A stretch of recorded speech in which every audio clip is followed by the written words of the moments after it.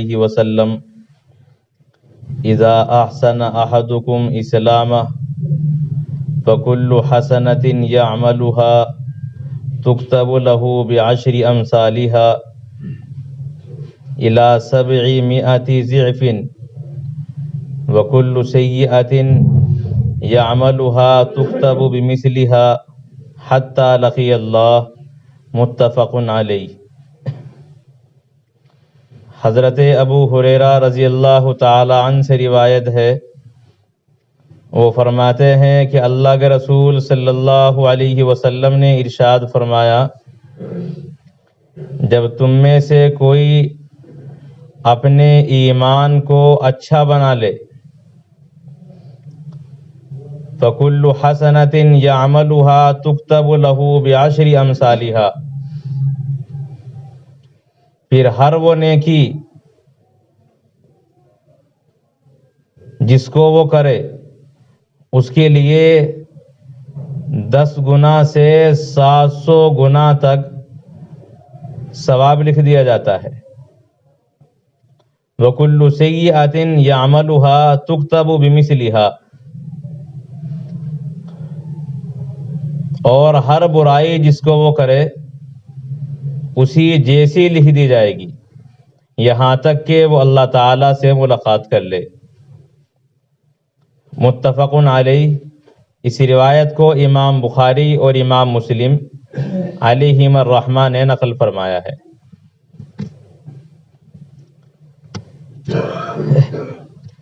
اللہ تعالیٰ کی مسلمانوں پر کتنی بڑی مہربانی ہے، اور اللہ تعالیٰ کی رحمت بہانے ڈھونڈتی ہے۔ اس حدیث سے آپ اس کا اندازہ لگا سکتے ہیں کہ اللہ کے رسول علیہ الصلاۃ والسلام فرماتے ہیں کہ جب تم میں سے کوئی آدمی اپنے اسلام کو اچھا بنا لے، اسلام و ایمان کو اچھا بنانے کا مطلب یہ ہے کہ دل میں نفاق نہ ہو، بلکہ آدمی دل سے اسلام قبول کرے، جس طرح وہ اپنے ظاہر سے اسلام کا ثبوت دے رہا ہے، اسی طرح اسلام ایمان اس کے دل میں بھی راسخ ہو چکا ہو، ظاہر بھی اچھا ہو اور باطن بھی اچھا ہو۔ پھر انسان جو نیکی کرے گا 10 گنا سے 700 گنا تک ثواب اس آدمی کے لیے لکھا جائے گا ایک نیکی پر۔ اور ایک حدیث میں اللہ کے رسول علیہ الصلاۃ والسلام فرماتے ہیں کہ جب کوئی مسلمان کسی نیکی کا ارادہ کر لیتا ہے، ارادہ کرنے کے بعد وہ عمل کو کر بھی نہیں پاتا، اللہ تعالیٰ ارادے پر ایک نیکی عطا فرماتے ہیں، اور جب انسان اس ارادے کو پورا کر لیتا ہے، جس نیکی کا ارادہ کیا ہے وہ نیکی کر لیتا ہے، عمل کر لیتا ہے، پھر اللہ تعالیٰ اس انسان کو ایک نیکی پر 10 نیکیاں عطا فرماتے ہیں، اور پھر 10 سے زیادہ کا اضافہ کیا جاتا ہے، یہاں تک کہ 700 اور اس سے زیادہ بھی ثواب دیا جاتا ہے۔ اور جو آدمی برائی کا ارادہ کرے اور وہ برا کام ابھی کرنے نہیں پایا، اس نے اپنے ارادے کو ترک کر دیا ہے، چھوڑ دیا ہے، گناہ کا ارادہ تو کیا مگر اس ارادے پر عمل نہیں کیا، تو اللہ تعالیٰ اس ارادے کو پورا نہ کرنے کی وجہ سے بھی ایک نیکی عطا فرماتے ہیں۔ اور جب انسان اس برائی کو کر لیتا ہے جس کا اس نے ارادہ کیا ہے، پھر برائی ایک ہی لکھی جاتی ہے، 10 یا اس سے زیادہ نہیں لکھی جاتی۔ تو کتنی بڑی اللہ تعالیٰ کی رحمت ہے انسان پر، مسلمان پر، کہ ایک نیکی کرتا ہے تو 10 نیکی لکھی جاتی ہیں، اور برائی ایک کرتا ہے تو ایک ہی لکھی جاتی ہے، بڑھا کر نہیں لکھی جاتی۔ حالانکہ جس طرح نیکی لکھی جا رہی ہے اسی طرح برائی بھی لکھی جا سکتی تھی، مگر یہ اللہ تعالیٰ کا خاص انعام اور فضل ہے اس امت پر کہ اللہ تعالیٰ نے ان کی نیکیوں میں اضافہ تو کیا ہے لیکن برائی میں اضافہ نہیں فرمایا۔ اس روایت کے اندر بھی اللہ کے رسول علیہ الصلاۃ والسلام اسی کو بیان کرتے ہیں، بعشر امثالھا الی 700 ضعف، کہ 10 سے 700 گنا تک بڑھا کر کے ثواب اور نیکی دی جاتی ہے۔ اور یہاں اللہ کے رسول علیہ السلام نے جو 700 کا لفظ استعمال کیا ہے یہ بھی حد بندی نہیں ہے بلکہ کثرت کو بیان کیا ہے کہ ادنا درجہ، آخری درجہ تو یہ ہے کہ 10 ملیں گی ایک نیکی پر، لیکن 10 سے اللہ تعالیٰ 700 اور اس سے زیادہ بھی عطا فرماتے ہیں۔ جیسا کہ آپ مسجد حرام میں جائیں، ایک نماز پڑھیں تو آپ کو ایک نماز پر 1,00,000 نمازوں کا ثواب دیا جاتا ہے۔ تو 700 کا درجہ یہ بھی تحدید کے لیے نہیں، حد بندی کے لیے نہیں کہ بس 700 گنا تک ملے گا، بلکہ اس سے زیادہ بھی دیا جاتا ہے۔ جتنا عمل میں اخلاص ہوگا، آدمی اللہ تعالیٰ کی خوشنودی جس قدر تلاش کرے گا، دکھاوے سے جس قدر اپنے قلب کو محفوظ رکھے گا، اسی کے بقدر اللہ تعالیٰ کی جانب سے ثواب میں اضافہ کیا جاتا رہتا ہے، حتیٰ کہ یہ پھر لاکھوں سے بھی بڑھ جاتا ہے جس عمل میں اخلاص زیادہ ہو۔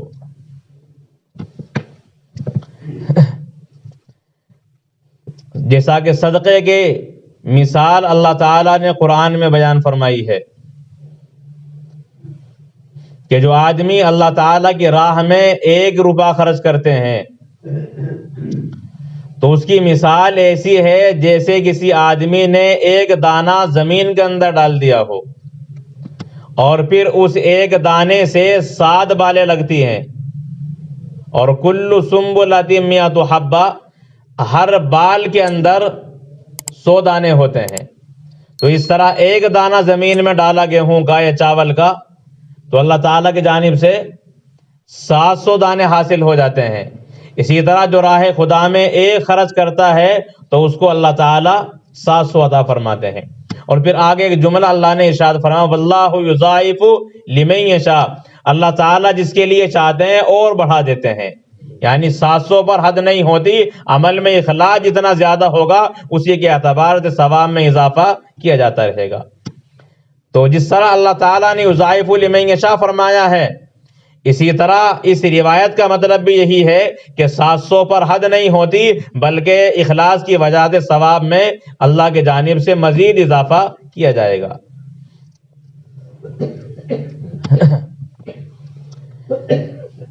قرآن کریم میں اللہ تبارک و تعالی فرماتے ہیں، من جاء بالحسنۃ فلہ 10 امثالھا ومن جاء بالسیئۃ فلا یجزی الا مثلھا وہم لا یظلمون۔ اللہ فرماتے کہ جو آدمی ایک نیکی لے کر کے آئے گا فلہ 10 امثالھا، تو اس آدمی کے لیے 10 ہوں گی، 10 گنا زیادہ دیا جائے گا، اور جو برائی لے کر کے آئے گا تو برائی اتنی ہوگی جتنے اس نے کی ہے، بڑھائی نہیں جائے گی۔ اس آیت کریمہ میں اللہ تبارک و تعالی نے جو الفاظ استعمال کیے ہیں اس پر آپ غور کریں۔ اللہ فرماتے ہیں جو آدمی نیکی یا برائی لے کر کے آئے گا، معلوم یہ ہوا آدمی کوئی نیک عمل کرے یا برا عمل کرے اور پھر وہ اللہ کے پاس لے کر نہ جائے بلکہ موت سے پہلے ہی وہ عمل اس کا ختم ہو جائے تو اس پر اجر اور سزا نہیں دی جائے گی۔ انسان جو عمل کرتا ہے، خواہ وہ اچھا عمل کرے یا برا عمل کرے، موت تک وہ عمل اس کے پاس باقی رہے، اس عمل پر ثواب اور عذاب دیا جائے گا، اور موت سے پہلے انسان کا جو عمل ختم ہو جائے، چاہے وہ نیک عمل ختم ہو یا برا عمل، تو اس پر جزا اور سزا نہیں ہوگی۔ تو اللہ تعالیٰ نے جو یہ وعدہ فرمایا ہے کہ 10 گنا یا اس سے زیادہ جو ثواب دیا جائے گا وہ اس عمل پر دیا جائے گا جو انسان اپنے عمل کرنے کے بعد اسے باقی بھی رکھے، محفوظ بھی رکھے اور اللہ کی بارگاہ میں اسے لے کر کے بھی جائے۔ کیونکہ بہت سے اعمال ایسے ہیں جو انسان کر تو لیتا ہے مگر وہ باقی نہیں رہتے، ختم ہو جاتے ہیں۔ مثلاً ایک آدمی نیک عمل کرتا ہے لیکن کفر کر لیا،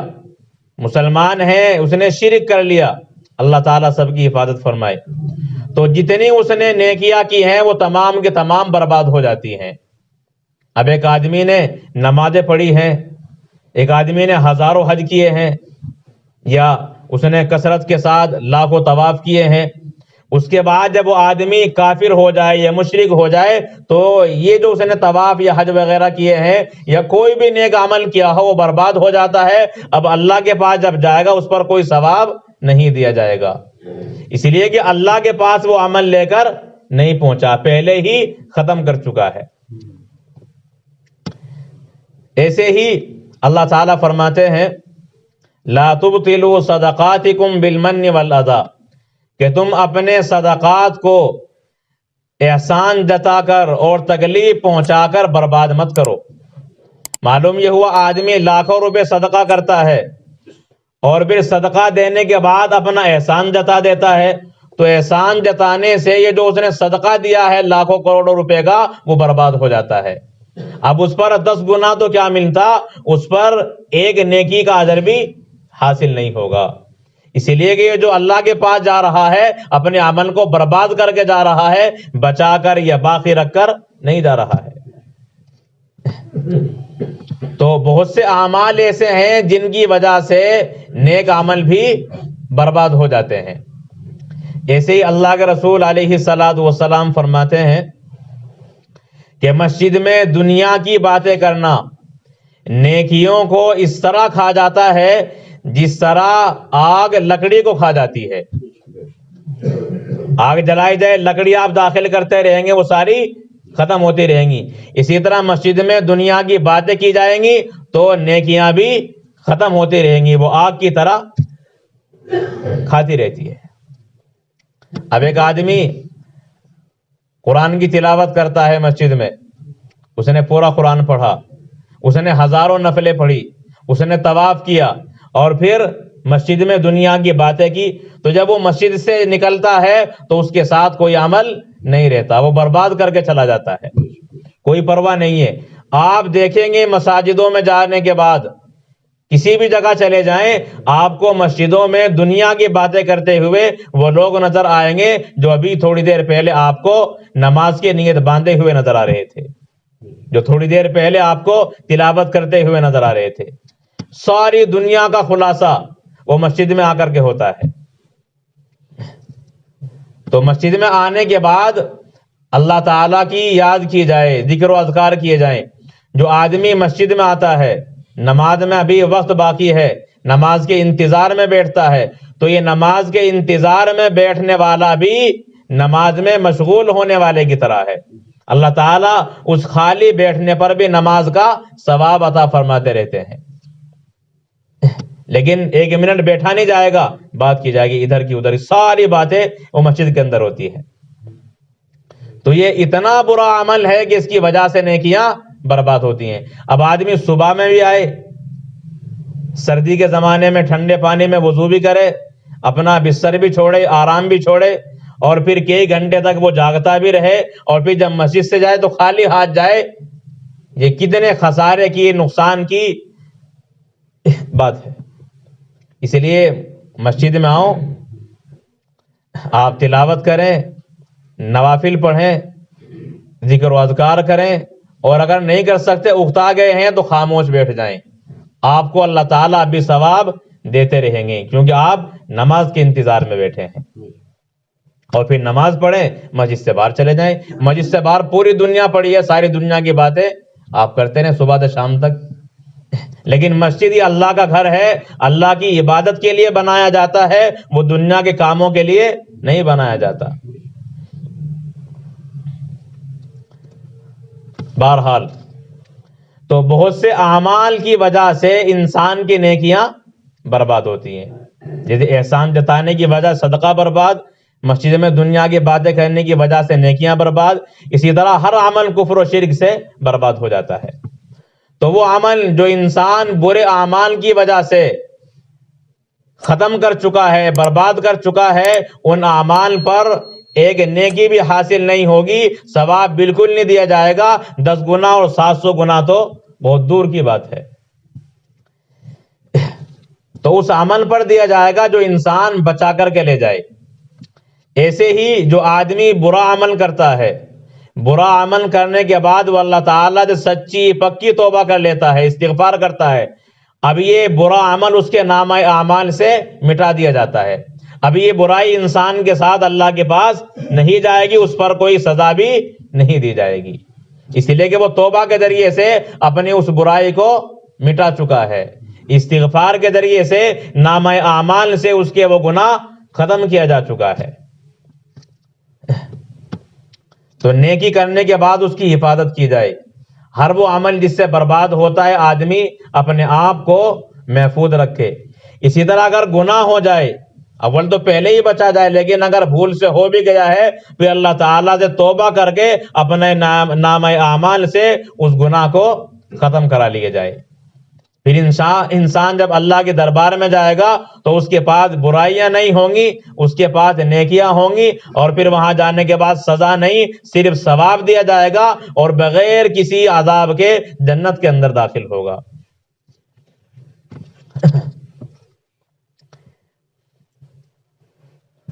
مجدد الملت